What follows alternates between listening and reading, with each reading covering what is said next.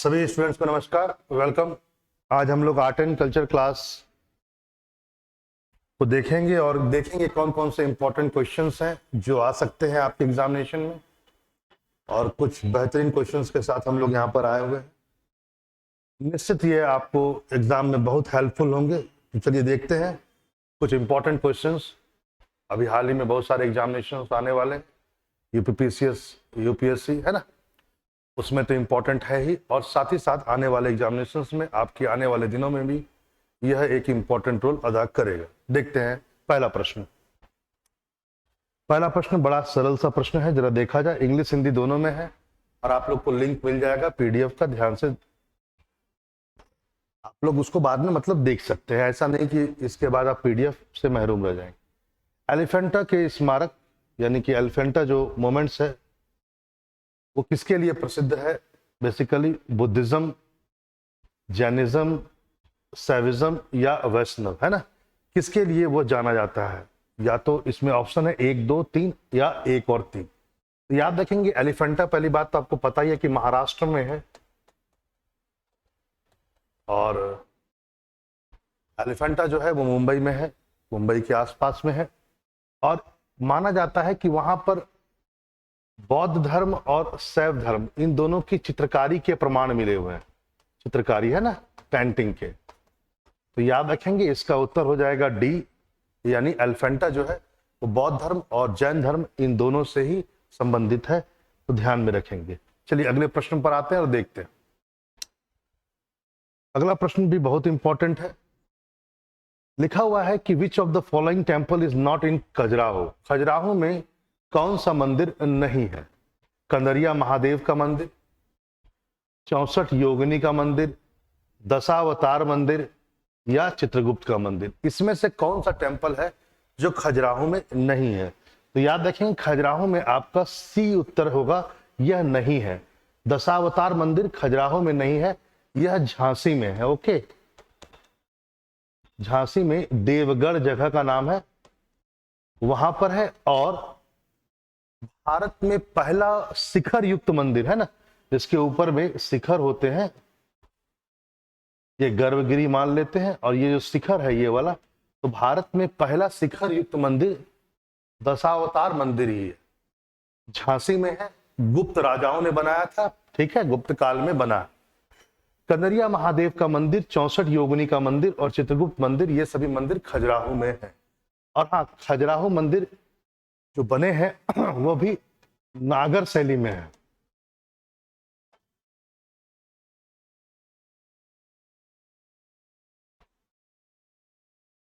नागरा style, ठीक है।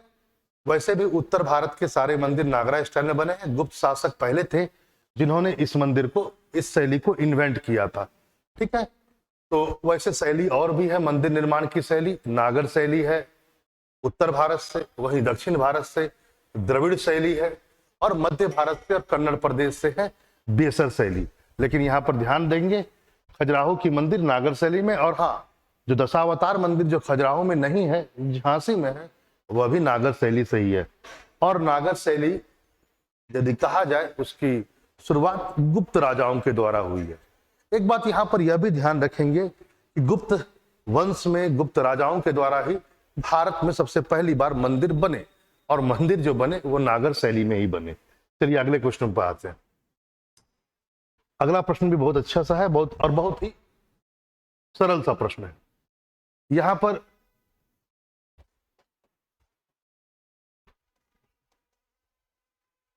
ये बाघ है, टाइगर नहीं है।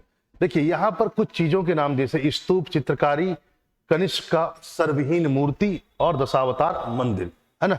Stupa painting, headless statue of Kanishka and Dashavatar temple, ये कहां से मिले हैं? इस पर एक प्रश्न, ये प्रश्न आया हुआ है, तो ध्यान में रखेंगे। देखिए आपको पता है कि स्तूप जो है वो सांची से मिला है, सांची एमपी, रायसेन डिस्ट्रिक्ट। अशोक ने बनवाया था सांची का स्तूप। तो ए का हो गया 2, ए का क्या हो जाएगा? ए का हो जाएगा यहां पर 2, ए का 2। बाघ चित्रकारी के लिए फेमस है, याद रखेंगे। बाघ जो है वो चित्रकारी के लिए फेमस है। बाघ और ये बाग में जो बाग की गुफाएं हैं, बेसिकली केव है, और यह गुप्त काल या गुप्त राजा और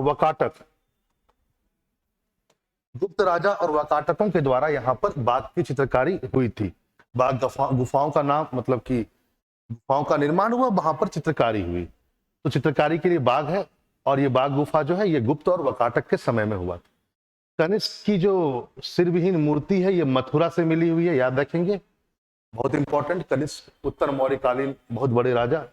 और दशावतार मंदिर अभी थोड़ा देर मैंने पहले कहा था देवगढ़ झांसी से मिला है, तो आप इस हिसाब से अपना ऑप्शन देख लेंगे, आराम से आप लोगों को मिल जाएगा। अगले प्रश्न पर आते हैं। खजुराहो मंदिरों की स्थापना किसने की है? कई बार ये प्रश्न आया है ना। अभी खजुराहो कई बार देखा हम लोगों ने, ये भी देखा खजुराहो में जो मंदिर बने हैं वो नागर शैली में ही बने हैं। ठीक है, तो खजुराहो मंदिर जो इस्टेब्लिश किया है वो चंदेलों ने किया है, चंदेल शासकों ने किया है। ठीक है, चंदेल बेसिकली पूर्व मध्यकाल के शासक हैं। ठीक है, चंदेल, और इनके संस्थापक थे नोनुक या नुनुक।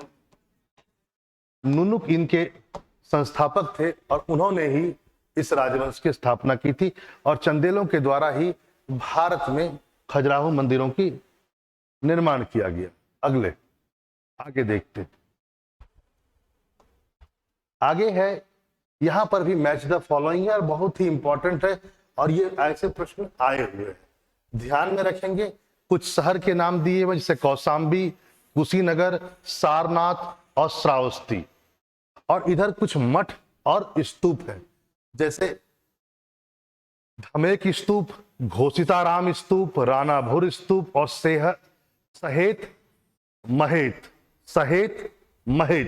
ठीक है, ध्यान में रखेंगे। तो यहां पर से हम लोग बहुत अच्छे तरीके से समझ सकते हैं। देखिए कौशाम्बी में जो है वह है आपका घोषित राम है, जी होगा, घोषित राम मठ है, यानी कि कौशाम्बी में हो जाएगा घोषित राम मठ, कौशाम्बी में है। कुशीनगर में है रानाभर स्तूप, कुशीनगर में क्या है? रानाभर स्तूप।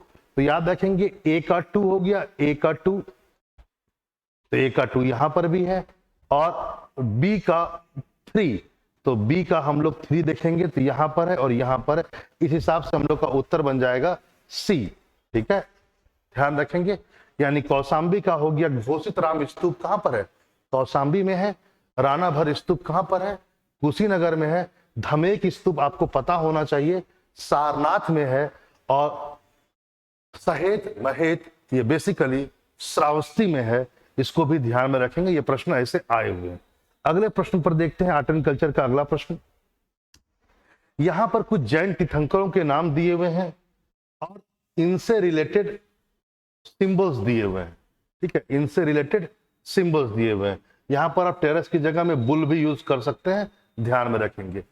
तो जरा देखते हैं कहां पर क्या क्या चीज मिल रहा है हम लोग को। आगे देखिए, आपको पता होगा कि पार्श्वनाथ जो 23rd तीर्थंकर थे, आपको पता होगा जैन धर्म में 24 तीर्थंकर हुए हैं, 24 महान लोग हुए हैं, और 24वें कौन थे? महावीर जैन थे, ये 24वें थे। और इससे पहले कौन थे? पार्श्वनाथ। आपको पता होना चाहिए पार्श्वनाथ का जो सिंबल है वो सर्प है, ए का 3, यानी यहां पर देखा जाए ए का 3 एक ही से मिल जा रहा है। और दूसरा है महावीर का था सिंह यानी 2, यानी बी का सी का 2, सी का 2 देखिए यहां पर एक ही से हम लोगों को मिल गया। ठीक है, तो पार्श्वनाथ का क्या है? सर्प है यानी स्नेक है। महावीर का क्या है? सिंह यानी कि लायन है ना। और शांतिनाथ का हिरण है। शांतिनाथ का क्या था? हिरण था, ध्यान रखेंगे।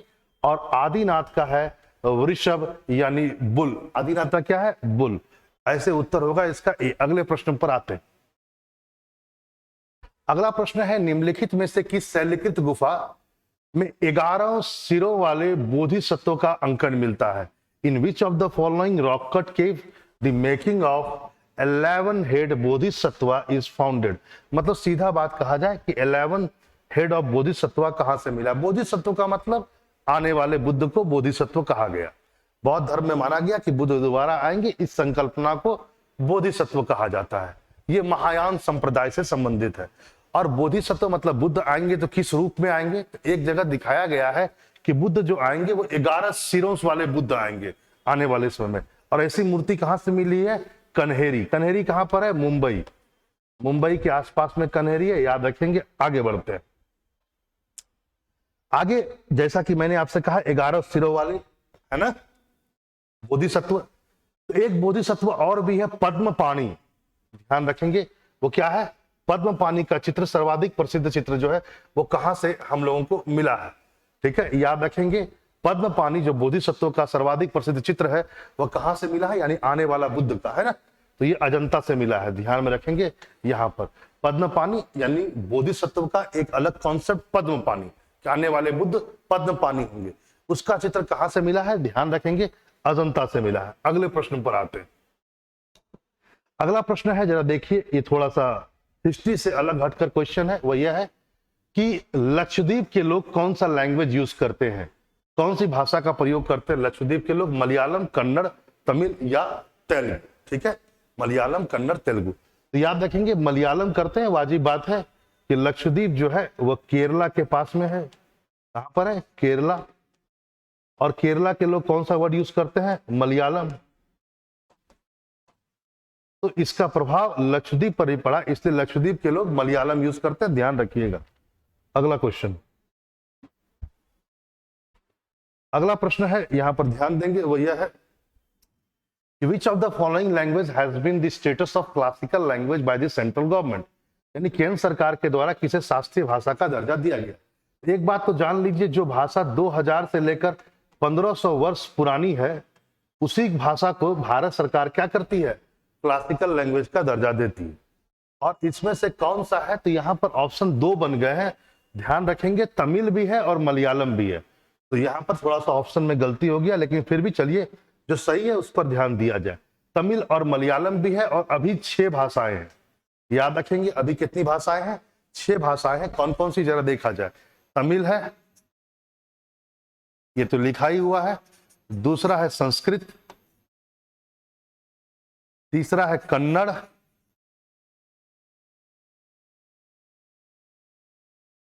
चौथा है तेलुगु, पांचवा है ओडिसी या मलयालम कह लिया जाए, और छठा है ओडिसी। तो यहां पर ध्यान रखेंगे ये 5 भाषाएं हैं, ठीक है। तमिल, संस्कृत, कन्नड़, तेलुगु, मलयालम और ओडिसी, इन 6 भाषाओं को भारत सरकार ने शास्त्रीय लैंग्वेज का, क्लासिकल लैंग्वेज का दर्जा दे रखा। याद रखेंगे तमिल 2004 में है, संस्कृत 2005 में है, कन्नड़ 2008 में है, तेलुगु 2008 में है, मलयालम 2013 में बना, और उड़िया या 2014 में। तो यहाँ पर ध्यान रखेंगे, ये सब काल है, आप ध्यान से रखेंगे, इसको देखेंगे किस ईयर में कौन बना है। सीरीज लगाने क्रॉनिकल वाइज भी आ सकता है प्रश्न, ध्यान से रखेंगे। अगले प्रश्न पर आते हैं। अगला प्रश्न है, ध्यान रखेंगे, यह है कि पापेटी फेस्टिवल किसका है? पापेटी फेस्टिवल किससे है? तो इसमें पारसी है, जैन है, सिख है, बौद्धिज्म है। इसका उत्तर होगा पारसी। ये पारसियों का त्योहार है।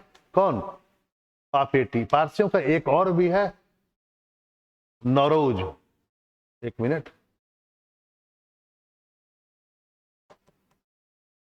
नवरोज भी कहते हैं या नौरोज भी कहते हैं, नौ वो होगा, नवरोज। और यह नव वर्ष होता है पारसियों का, ठीक है। पारसियों के नवरोज पर, नववर्ष पर नौरोज फेस्टिवल मनाया जाता है। तो ये भी एक इंपॉर्टेंट है, नौरोज। और एक आपने और भी देखा, वह है पापेटी। दोनों ही किससे है? पारसी धर्म से है। अगला आते हैं अगले प्रश्न पर। अगला प्रश्न है, ध्यान पूर्वक सुने। विच among the following city was given by the गुरु दक्षिणा, गिवन एज द गुरु दक्षिणा बाय पांडवा टू गुरु द्रोणाचार्य? यानी पांडवों के द्वारा गुरु द्रोणाचार्य को निम्नलिखित में से किस, है ना, चीज को दक्षिणा स्वरूप दिया गया था? पांडवों ने गुरु, आपको पता होगा कौरव और पांडव दोनों के गुरु कौन थे? गुरु द्रोणाचार्य थे। तो उन्होंने कौन सा दिया था? याद रखेंगे, रावलपिंडी है, कि हस्तिनापुर है कि नैनीताल है कि गुड़गांव है? याद रखेंगे इसका उत्तर है गुड़गांव, इसलिए तो उसका नाम हो गया गुरुग्राम। ठीक है, ध्यान रखिएगा। अगला प्रश्न पर आते हैं, ध्यान से सुनेंगे। वह है कि jallikattu is associated with which Indian festival? Jallikattu जो है वह बेसिकली किस फेस्टिवल से संबंधित है? जल्लीकट्टू, ठीक है। जल्लीकट्टू एक तरह से कहा जाए बुल रेस होता है, कई लोग इसमें घायल भी होते हैं, और ये पोंगल से संबंधित है। और पोंगल कहाँ होता है?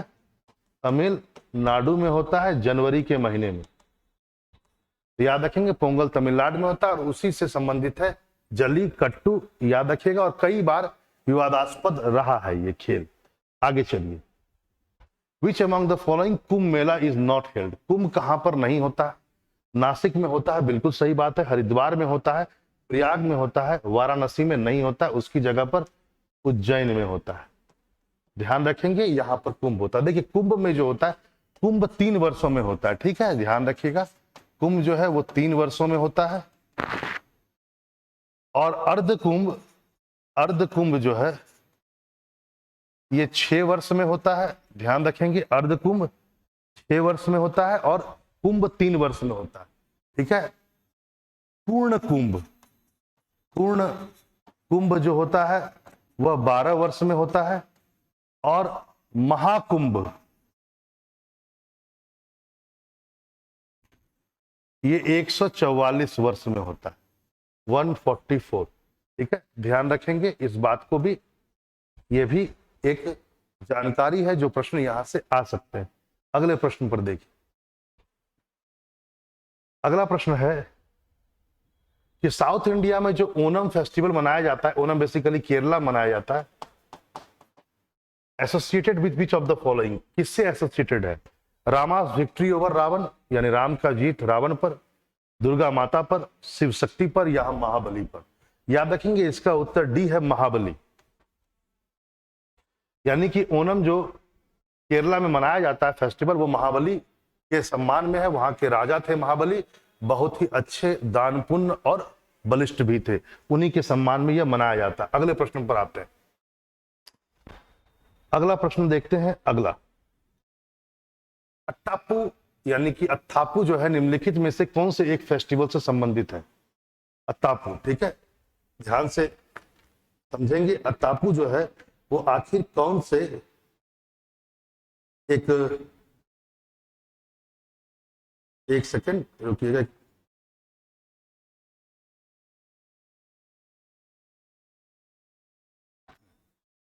मैसेज था बच्चों का, ठीक। तो Athapoo associated with which of the following festival? तो याद रखेंगे अत्तापू बेसिकली फूलों की एक सजावट होती है। फूल जो है ना, फ्लावर्स, फूल को सजाया जाता है, रंगोली टाइप से बनाया जाता है। ये ओणम में होता है। ओणम कहां पर है? केरला। अभी तुरंत आपको बता दिया गया था, ओणम केरला है और पोंगल तमिलनाडु का। आगे अगला क्वेश्चन है कि निम्नलिखित में से कौन सा एक क्षेत्र जो है इसमें से अलग है? इसको भी ध्यान रखेंगे। इसमें से होली प्लेस कौन सा है जो अलग है गॉड के रियाज से, मतलब कि इसमें से भगवान जो है अन्य 3 से अलग है? अमरनाथ, जगन्नाथ, केदारनाथ और विश्वनाथ। देखिए अमरनाथ शिव से है, केदारनाथ विष्णु से है, जगन्नाथ विष्णु से है, केदारनाथ भी शिवा से है और विश्वनाथ भी शिवा से है। तो अलग कौन सा हो गया? जगन्नाथ अलग हो गए। इसको बात ध्यान में रखेंगे। आगे चलिए। आगे है, जरा ध्यान देंगे, वह यह है 4 मठ जो स्टेब्लिश किए गए थे आदि शंकराचार्य के, वो कौन से हैं? आदि शंकराचार्य ने भारत में तो 4 मठ स्टेब्लिश किए थे, वो कौन कौन से हैं जरा देखा जाए। इसका उत्तर ए ही है, ज्योति मठ, द्वारका मठ, पूरी मठ और श्रृंगेरी मठ, ठीक है। देखिए श्रृंगेरी जगह का नाम है, वैसे मठ बोलते हैं शारदा मठ, जो श्रृंगेरी में है, कर्नाटका में, ठीक है। तो आप इसको ऐसे भी ध्यान में रख सकते हैं, शारदा मठ भी आ सकता है श्रृंगेरी मठ की जगह पर। पूरी की जगह पर आप याद रखेंगे गोवर्धन मठ भी आ सकता है। गोवर्धन मठ पुरी में था। द्वारका मठ को द्वारका मठ ही कहते हैं। ये बेसिकली कहां पर है? गुजरात में। और ज्योति मठ जो है वो उत्तराखंड में है, चमोली डिस्ट्रिक्ट में। उत्तराखंड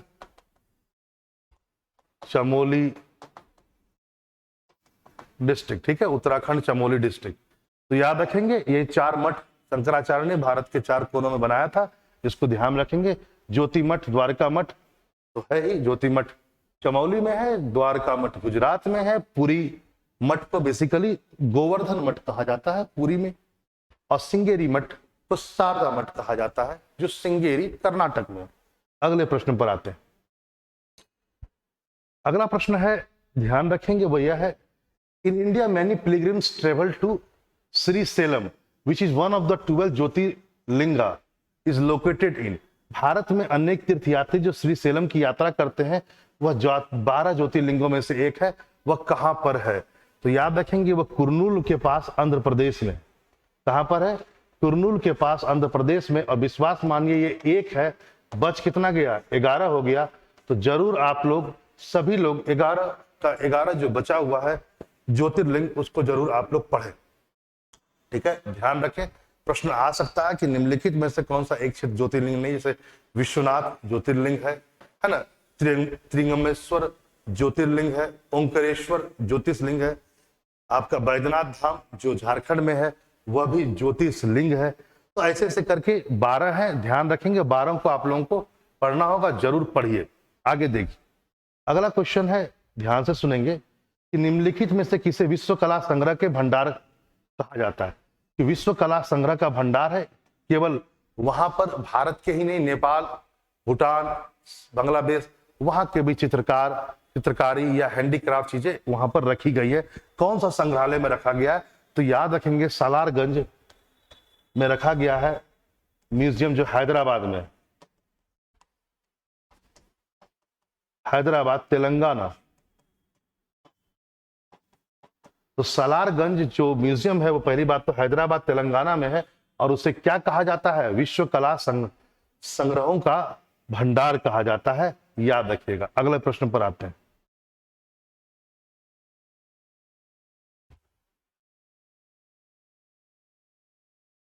अगले प्रश्न पर, ये थोड़ा हिस्टोरिकल है और बहुत इंपॉर्टेंट है, जहां से स्टेटमेंट बेस्ड क्वेश्चन है कि गुप्त चित्रकला के सर्वोत्कृष्ट उदाहरण अजंता से प्राप्त हुए हैं।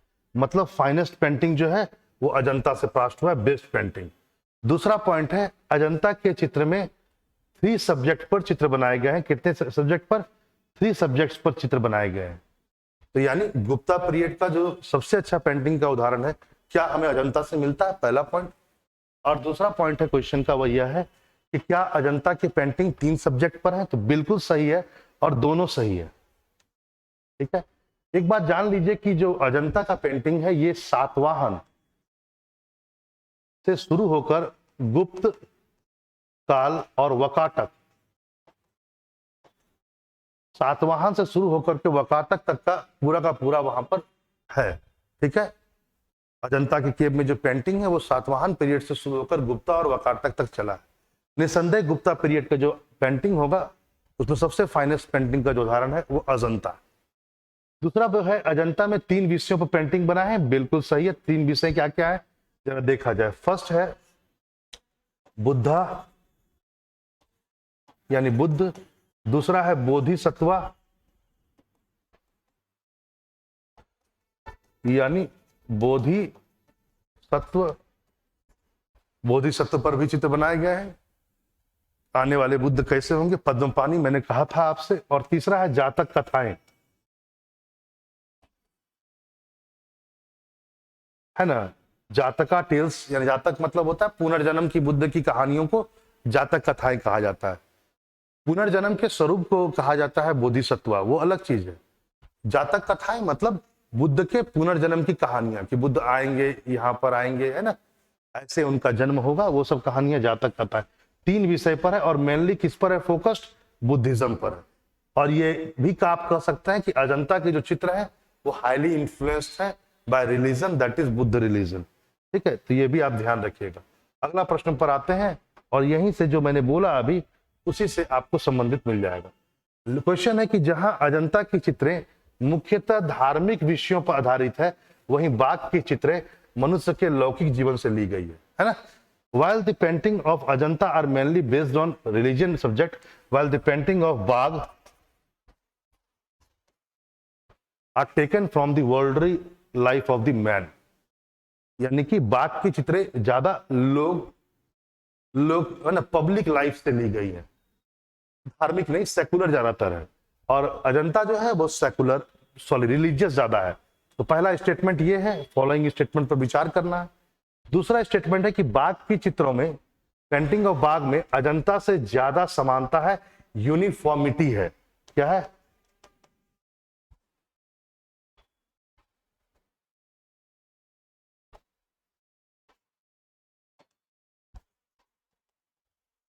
समानता। तो ये दोनों ही सही है, बिल्कुल सही बात है कि बाघ, इसकी चित्र ज्यादातर क्या है, धार्मिक है, और धार्मिक में भी क्या है, बौद्ध धर्म से है, बिल्कुल सही बात। तो यहां पर अजंता के चित्र ज्यादातर आपको धार्मिक नजर आएंगे, ठीक है, ये बात बिल्कुल सही है। बाघ का चित्र जो है ज्यादा सेकुलर है ना, धर्मनिरपेक्ष है, ज्यादा मनुष्य के जीवन पर ज्यादा। वही बाघ के चित्र, सेकंड पॉइंट है, बाघ के चित्र में अजंता से ज्यादा समानता है। आखिर ये कहना क्या चाह रहा है, जरा समझिए इस बात को। देखिए, देखो अजंता का जो चित्र है, आपको मैंने बता चुका हूं, अजंता का चित्र सातवाहन से गुप्त तक चला है, और गुप्त के साथ आप वाकाटक भी जोड़ दीजिए। ये बहुत लंबे पीरियड का पेंटिंग है, कई राजा महाराजाओं के समय, कई राजवंश है ना, लगभग कहा जाए तो मैं यदि आपसे कहूं तो लगभग 500 ईयर्स का लंबा इतिहास रहा है अजंता की पेंटिंग में, क्योंकि सातवाहन से शुरू होकर गुप्त और वाकाटक तक चला है। तो वहां पर कुछ समय जो पेंटिंग हुआ होगा किसी स्पेसिफिक पीरियड में, मान लेते हैं कि सातवाहनों के समय जो पेंटिंग हुआ होगा, हो सकता है उसमें कुछ अलग कलर का यूज किया गया हो, उसके सब्जेक्ट थोड़े अलग हो, कपड़ा का पहनावा अलग हो, तो सालों के बाद कपड़ा का पहनावा भी अलग हो सकता है, सब्जेक्ट भी अलग हो सकते हैं, धर्म का प्रभाव भी ऊपर नीचे हो सकता है, तो सिमिलैरिटी कम नजर आएगी, क्योंकि अजंता के चित्र बहुत लंबे समय में बने हैं। वहीं बाघ का चित्र देखोगे तो बाघ जो है वो गुप्त और वाकाटक के समय बना है, और इन दोनों का लाइफ जब तक सेम ही है, मतलब ये लोग सेम पीरियड के हैं। गुप्त और वाकाटक क्या है, ये सेम पीरियड के हैं, एक ही काल के हैं, और इसी पीरियड में क्या हुआ है, बाघ के पेंटिंग्स बने हैं। तो बाघ के पेंटिंग्स में सिमिलैरिटी बहुत नजर आएगी, क्योंकि एक ही पीरियड के सारे पेंटिंग, ये नहीं कि वहां से लेकर वहां तक। तो बाघ के पेंटिंग में सिमिलैरिटी ज्यादा होगी, आप समझ गए होंगे। अगले प्रश्न पर आइए। अगला प्रश्न है, जरा समझा जाए कि गुप्तकालीन नाटक युद्ध प्रधान और दुखांत थे। स्टेटमेंट है पहला, यानी कि गुप्ता पीरियड जो प्ले था where war oriented and tragic, मतलब युद्ध प्रधान और दुखांत। दूसरा है, गुप्त साहित्य में उच्च सामाजिक स्तर के व्यक्ति एवं स्त्रियां संस्कृत बोलती हैं, वहीं निम्न सामाजिक स्तर के प्राकृतिक बोलते हैं। मतलब सीधी सी बात है, in Gupta period literature high society level people and women क्या स्पीक करती हैं, संस्कृत करती है, वहीं लो स्टैंडर्ड के पीपल क्या बोलते हैं, प्राकृत्य बोलते हैं। ये गुप्ता साहित्य के बारे में है। पहले क्या है, ज्यादातर जितने भी लिटरेचर है वो युद्ध प्रधान है, वॉर ओरिएंटेड है, और इसका जो अंत है बड़ा ट्रेजेडिक है। दूसरा बोला जाता है कि हायर लेवल ऑफ पीपल, और स्त्रियां संस्कृत बोल रही है, लोअर लेवल का पीपल प्राकृत्य बोल रहा है। तो क्या ये दोनों सही है, दोनों गलत है, एक सही एक गलत? देखिए इसमें दोनों गलत है, ठीक है, क्यों? क्योंकि युद्ध प्रधान नहीं है, लव ओरिएंटेड है, प्रेम प्रधान है, और दुखांत नहीं है, सुखांत है, यानी हैप्पी एंडिंग। ये बड़ा स्पेशलिटी रहा है गुप्तों के नाटक का। गुप्त पीरियड में कालिदास हो, चाहे शुद्रक हो, चाहे दंडिन हो, जिन्होंने भी लिखा है उस पीरियड में, उन सबके नाटक में आप क्या देखेंगे, लव एक सबसे बड़ा विषय है, और सबका जो अंत हुआ है सुखांत हुआ है, हैप्पी एंडिंग हुआ है। दूसरा पॉइंट बिल्कुल सही जा रहा था, लेकिन बीच में ये जो स्त्री आ गई, ये गड़बड़ कर दिया। ये बात सही है कि गुप्त पीरियड में जो उच्च सामाजिक स्तर के लोग हैं, higher level of the society, वो संस्कृत बोलते हैं, लेकिन स्त्री और लोअर लेवल के पीपल प्राकृत्य बोलते हैं। और मैंने यहां पर स्त्री को भी, यानी फीमेल को भी संस्कृत में डाल दिया, इसलिए ये गलत हुआ। ठीक है, चलिए आगे अगले प्रश्न पर आते हैं। अगला प्रश्न पर ध्यान देंगे और समझेंगे। अगला प्रश्न है आपका कि निम्नलिखित कथनों पर विचार करें, consider the following statement. Question है हम लोगों का पहला स्टेटमेंट कि उड़ीसा श्रेणी के मंदिर जो नागर शैली की उपशैली है उसमें गर्भगिरी को देउल कहा जाता है। स्टेटमेंट है कि उड़ीसा श्रेणी के मंदिर, उड़ीसा कैटेगरी के temple which is sub style of Nagara style, the garbhagriha was called deul. इसमें दो बातें हैं कि क्या उड़ीसा शैली के मंदिर, पहली बात है नागर शैली से बिलोंग करते हैं, क्या उसकी उपशैली है, और दूसरा क्या वहां पर गर्भगिरी को देउल कहा जाता है। जरा पहले स्टेटमेंट पर ही गौर करते हैं। देखो, गर्भगिरी का मतलब होता है कि जहां पर मूर्ति रहती है उसको गर्भगिरी कहते हैं। मंदिर का मेन पार्ट जिसके ऊपर शिखर होता है, ऊपर में ये अमलाक है और उसके ऊपर एक कलश होता है ना, ये मेन होता है। फिर आगे कई मंडप भी होते हैं ना, नागर शैली में होता था कई मंडप, जिसको कहते थे महामंडप, अर्ध मंडप, है ना, कुछ और भी मंडप कहा जा सकता है, होते थे। और एक बात और भी है कि नागर शैली में जो मंदिर बनते हैं वो एक प्लेटफॉर्म पर बनते थे, एक चबूतरे पर बनते थे, जिसको जगाती कहा जाता है, जगाती या अधिष्ठान। तो याद रखेंगे, ये प्लेटफॉर्म को अधिष्ठान जगाती कहते थे। जहां पर ये मंदिर का मूर्ति होती है उसे गर्भगिरी कहा जाता है। शिखर होता था, ऊपर में अमलाक और उसके ऊपर कलश, फिर महामंडप, अर्धमंडप।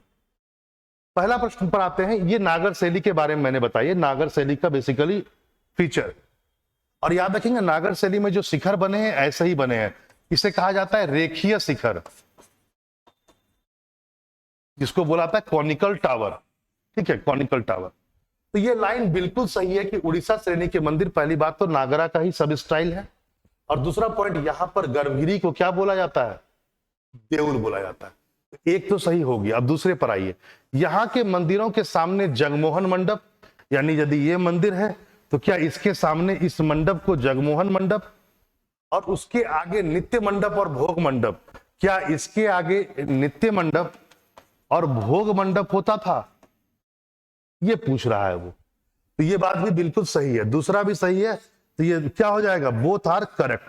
तो एक बार जान लीजिएगा कि नागर शैली का जो सब स्टाइल है उड़ीसा शैली, उसमें गर्भगिरी को देउल कहा गया है, बिल्कुल सही बात। और जो महामंडप और अर्धमंडप वगैरह है वहां पर यह शब्द का यूज नहीं हुआ है, वहां पर जगमोहन मंडप, नित्य मंडप और भोग मंडप। भोग मंडप जहां पर पार्टी वार्टी या कोई समारोह, गरीबों का भोजन वगैरह, शादी विवाह किया जाए, वहां होता था। चलिए, आज की क्लास यहीं तक है। नमस्कार।